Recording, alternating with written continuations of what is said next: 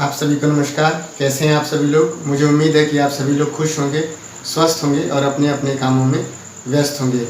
दोस्तों, आज का ये ट्यूटोरियल बहुत ही इम्पोर्टेंट है और मेरे ख्याल से ये सिर्फ साफ से तो इसका मतलब नहीं है, लेकिन हाँ, आपके लिए और हमारे लिए ज़रूरी है, क्योंकि हम सभी के पास एक खाता होता है, ATM कार्ड होता है, इंटरनेट बैंकिंग का यूज़र ID पासवर्ड होता है और हम जो सेफ शॉप में पेमेंट करते हैं वो डिजिटल पेमेंट करते हैं और वो पेमेंट कई तरह से होते हैं। तो ऐसे बहुत सारे हैकर्स हैं, बहुत सारे ऐसे लोग हैं, गलत लोग हैं जो कि हमारे खातों को खंगाल सकते हैं और खाता साफ़ कर सकते हैं। तो आज के इस ट्यूटोरियल में हम जानते हैं कि कैसे हमारे खाते से पैसा साफ़ हो सकता है और हमारे बैंक के साथ साथ जो अन्य गलत लोग हैं वो हमारे अकाउंट को कैसे कंट्रोल में कर सकते हैं और समय आने पे उसे खाली कर सकते हैं।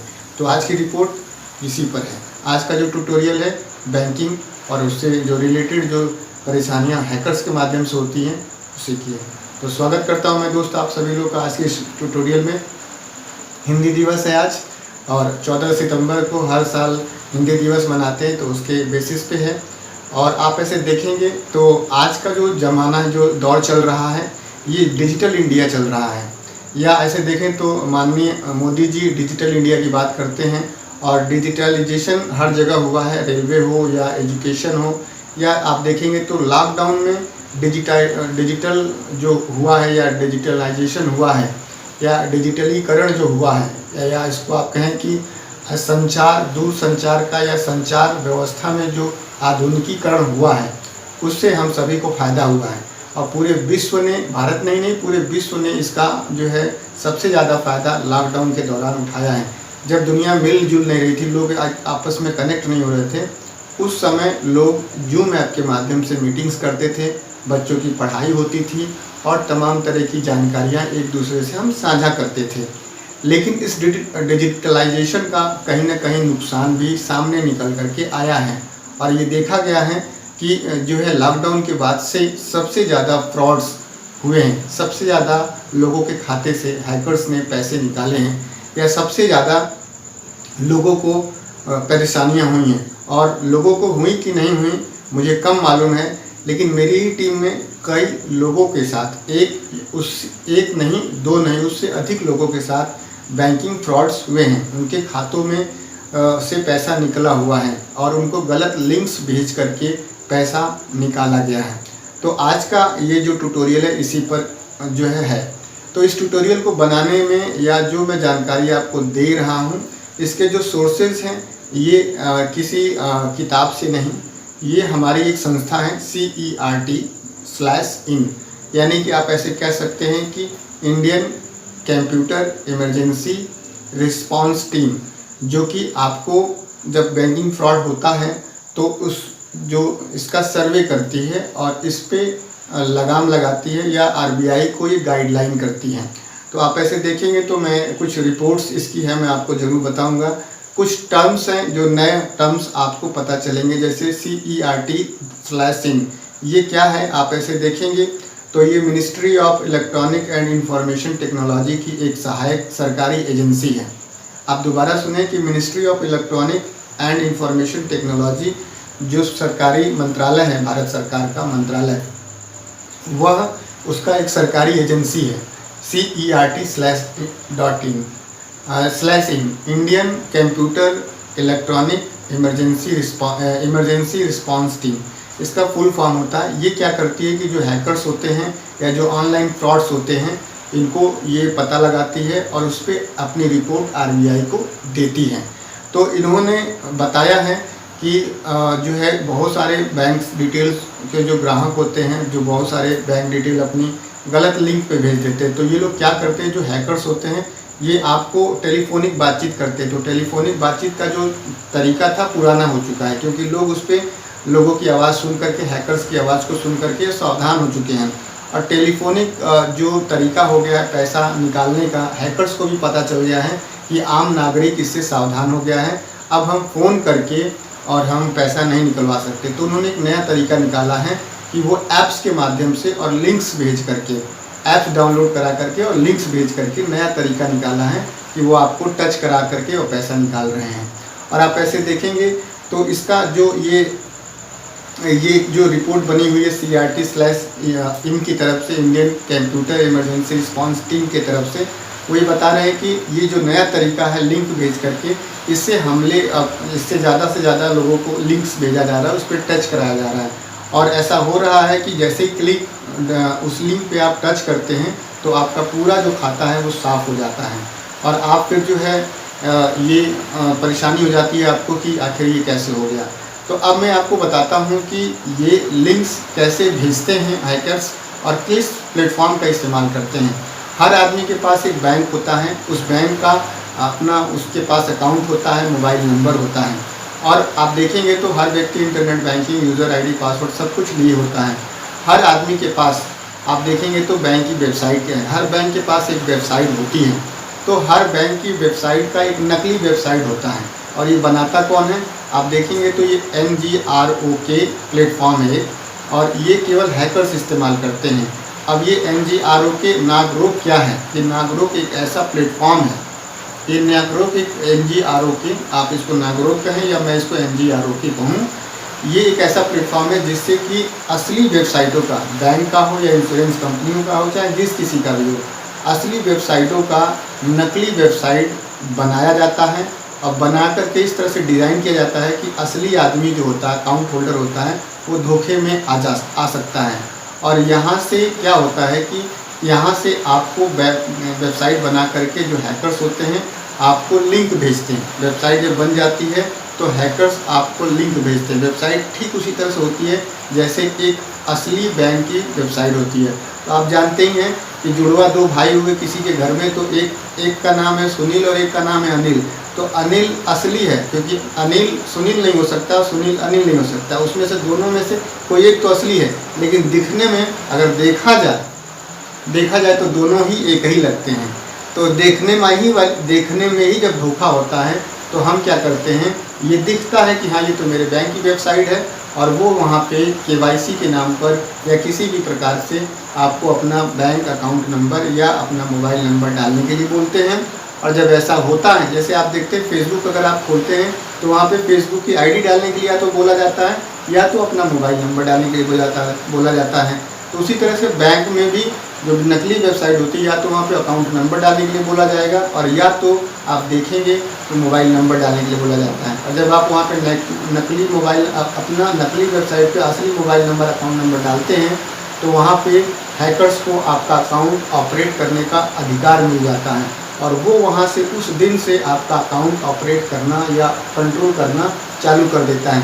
अगर आपके खाते में धनराशि ज़्यादा है तो उसी दिन साफ हो जाएगा, और अगर आपके खाते में धनराशि कम है तो उसी दिन से वो ऑपरेट होना शुरू हो जाता है कि अब सैलरी कब आती है, बैंक में बल्क में पैसा कब आता है, पूरा वो ऑपरेट करते हैं कि कब पैसा आता है, कब पैसा निकलता है, और जब भी उनको सूटेबल लगता है वो पैसा उस दिन निकल जाता है। ये चीज़ वहाँ पे नागरोक प्लेटफॉर्म के जरिए हैकर्स करते हैं। ये रिपोर्ट बना करके CERT/IN ने आप सभी को, RBI को इसको दिया है। तो RBI ने आम नागरिक के जनहित में जारी किया है। तो आप इसके बाद से देखेंगे कि हैकर्स आपको लिंक भेज सकते हैं। लिंक में लिखा क्या होता है कि आपका KYC जो है होना ज़रूरी है, आपको KYC कराना ज़रूरी है। अगर आप KYC नहीं कराते हैं तो आपके पास जो बैंक ATM है या क्रेडिट कार्ड है वो आपका सस्पेंड हो सकता है या बंद हो सकता है। और लिंक चूँकि आपके रजिस्टर मोबाइल पे आता है या आपको नकली वेबसाइट पे पॉपअप की तरह चलता हुआ दिखाई देता है, तो आप सोचते हैं कि नकली वेबसाइट ही असली वेबसाइट है और ये मेरे बैंक की इंफॉर्मेशन मुझे मिल रही है। तो आप वहाँ पे KYC का डिटेल पढ़ते हैं और अपनी जो है अपनी इंफॉर्मेशन इनपुट करते हैं। तो वहाँ पर आप देखेंगे तो ये सारा डिटेल डालने के बाद से आपको सारी जो चीज़ें डालने के बाद से आपका खाता जो है वहाँ से खाली हो जाता है। और ये आप लिंक्स देखिए, ये 2 लिंक्स दोस्तों, ये 2 लिंक्स हैं। आप इस दो लिंक्स पे आप देख लीजिए ध्यान से, इसको नोट भी कर लीजिए कहीं पर। और ये 2 लिंक्स आपके मोबाइल पे टेक्स्ट मैसेज के माध्यम से आ सकते हैं।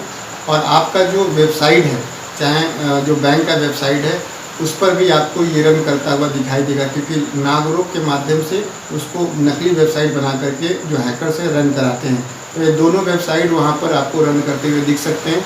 चाहे आप अपने वेबसाइट को मोबाइल से ऑपरेट कर रहे हो, चाहे कंप्यूटर की स्क्रीन पे आप ऑपरेट कर रहे हैं। तो वहाँ पे इन दो अगर वेबसाइट से, अगर आपके वेबसाइट पे, मोबाइल पे या लैपटॉप पे ये दो लिंक्स अगर रन करते हुए दिख रहे हैं, तो उस वेबसाइट पर, उस एप्लीकेशन पे आपको अपनी कोई भी बैंकिंग डिटेल नहीं डालनी है, मोबाइल नंबर सबमिट नहीं करना है, बचना है उससे। और आप देखेंगे तो इस वेबसाइट, इस जो लिंक दिया हुआ है, इसमें जो x आपको दिखाई दे रहा है, यही आपकी जो बैंक है, यहाँ पे आपके बैंक का नाम लिखा होता है। तो जब बैंक का नाम आदमी देखता है तो एकदम से ऐसा हो जाता है कि नहीं, ये फैमिलियर, एकदम मेरे बैंक की ही जो वेबसाइट है, बिल्कुल यहाँ जो डालोगे सही रहेगा। और वही जो सही होता है, जो लग रहा है, वहीं पे आपका गलत हो जाता है, फिर आपको दिक्कत होती है।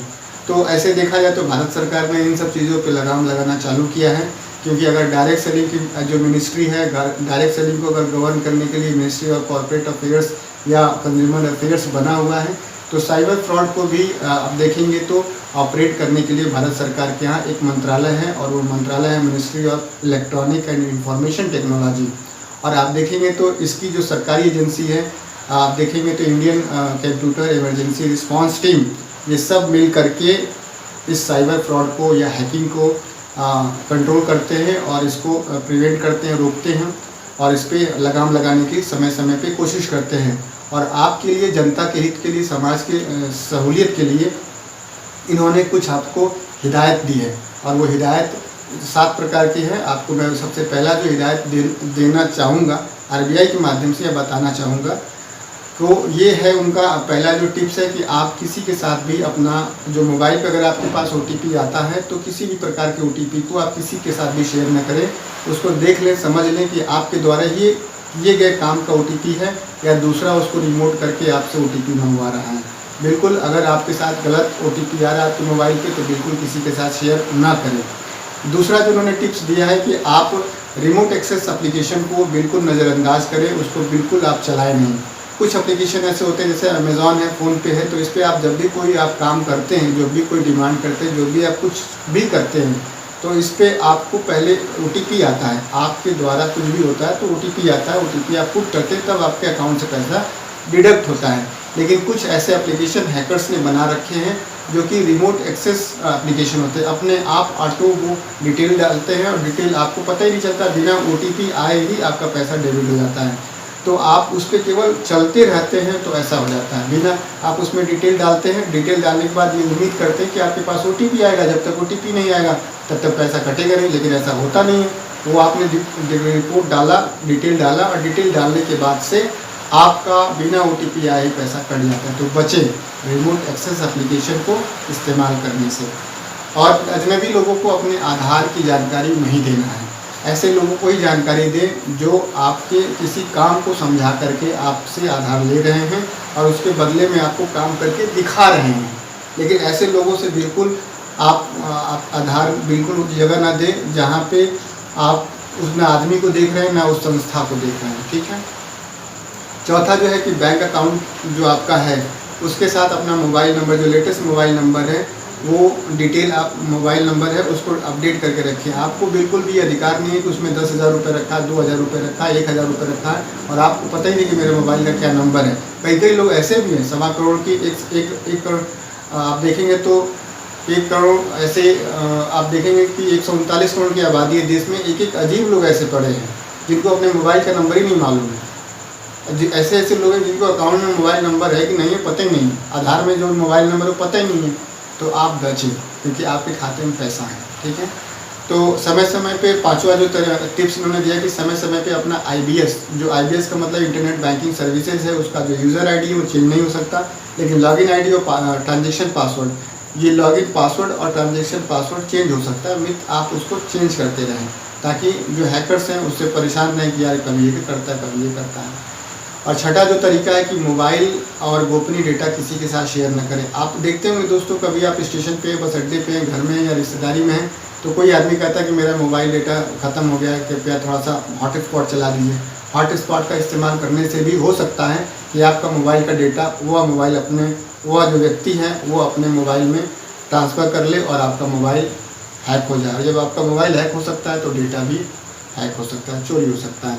सातवां जो तरीका है, किसी भी लिंक्स पे क्लिक करने से पहले आप सोच विचार कर लें। केवल ट्रस्टेबल आप जो है लिंक्स को टच करें, केवल रिलायबल लिंक्स को टच करें और जो ऑथेंटिक जो लिंक्स होते हैं उन्हीं को टच करें जिनके साथ आपकी जानकारी सही है। ऐसा ना हो कि हम जानते ही नहीं हैं और अपना दिमाग लगाना चालू किए और पता चला पैसा गायब। तो इस तरह से आपको कुछ हिदायतें आरबीआई ने दी हुई है और Indian computer emergency response team ने आपको दी हुई है। अगर इसके बावजूद भी आपके साथ साइबर फ्रॉड हो जाता है तो अपने साइबर फ्रॉड होने की जो रिपोर्ट है, नाम, पता, account number, bank detail, bank name जो होता है, ब्रांच नेम, ये सारे कुछ आप जो है डिटेल भर करके आप यहाँ पे मेल कर सकते हैं। आप ये नोट कर लीजिए। और ख़ास तौर से मैंने इससे पहले जो एक वीडियो बनाया था उसमें आरबीआई के जो कस्टमर है उनके लिए मैंने मोबाइल नंबर, हेल्पलाइन नंबर और ये ईमेल भी उनको बताया था। तो ये कुल हिंदी दिवस पे आज ये साइबर फ्रॉड और जो आप देखें तो साइबर क्राइम हो रहा है हम सभी लोग के साथ, या मेरे साथ जो हो चुका है, मेरे मित्र के साथ हो चुका है। तो जब आदमी के साथ होता है तभी उसका दर्द निकलता है। तो ये कुछ ट्यूटोरियल था आप सभी लोगों के लिए। मुझे उम्मीद है कि ये छोटा सा ट्यूटोरियल आपको पसंद आया होगा। अगर आपको जैसा भी लगा हो आप मुझे कमेंट बॉक्स में ज़रूर बताइएगा, ताकि मुझे लगे कि हाँ, आप एक आदमी को तो समझ में आ ही गया। आप ऐसा ना करें कि ये लिंक्स पे टच करें।